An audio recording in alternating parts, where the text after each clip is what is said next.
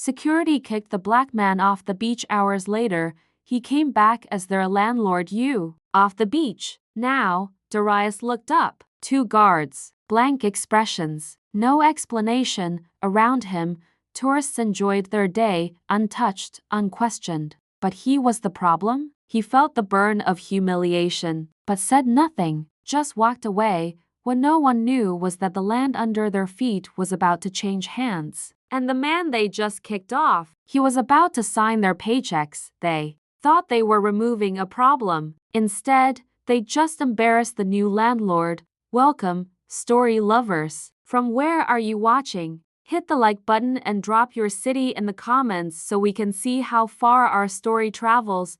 Darius Cole had built his life in silence. He didn't chase headlines or flaunt his wealth. After founding a successful logistics software company and selling it quietly for millions, he moved back to his coastal hometown, craving peace, not attention.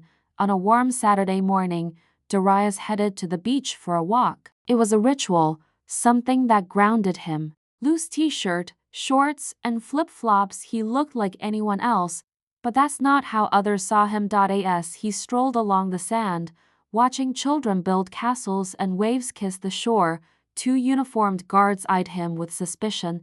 They moved toward him, confident. Cold. Sir, you need to leave. This is private property. Darius blinked. He knew what this was. It wasn't about trespassing. It was about perception. He had faced this kind of judgment before, but this time, they had no idea who they were talking to. He asked politely, "Is there a reason I'm being singled out?" One guard scoffed. "You're not registered with any guests. People have been complaining." Darius looked around. No one seemed to notice him except the guards. He could have argued. He could have pulled out his ID or even called his real estate agent. But instead, he did what they didn't expect.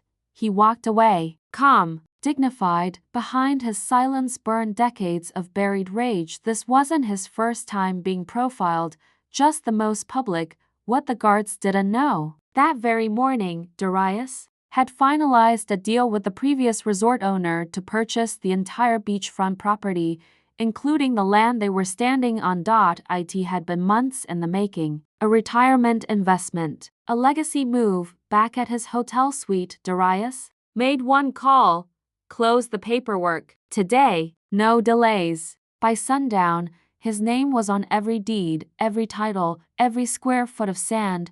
He returned to the beach just before dusk, wearing tailored slacks, dress shoes, and a crisp button-up. The same guards stiffened when they saw him. "Sir, we already No," he said, calmly pulling out a folder. "I'm Darius Cole. As of today, I'm the new owner of this beach, the resort behind it, and technically your boss." The words dropped like thunder in the still air. This time, no one asked him to leave. They couldn't. The resort manager arrived in a rush, pale and stammering. "Mr. Cole, I deeply apologize. Had we known," Darius held up a hand. "That's the issue. You never ask. You assume." The 2 guards stood frozen. Their arrogance had vanished, replaced with quiet panic. Tourists now whispered for a different reason, some recognizing him from a Forbes feature years ago. He didn't yell, didn't demand. He said, "Kindly turn in your badges. Your services are no longer needed." In less than 12 hours, the man they kicked out had become the man who owned everything. He turned and walked the same sand they had banned him from. Only now, it belonged to him.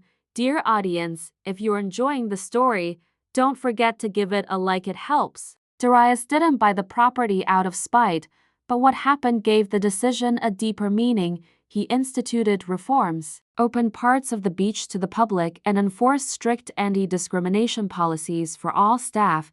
His quiet walk had become a loud statement not just for himself, but for every person who'd ever been judged by the color of their skin instead of the content of their character.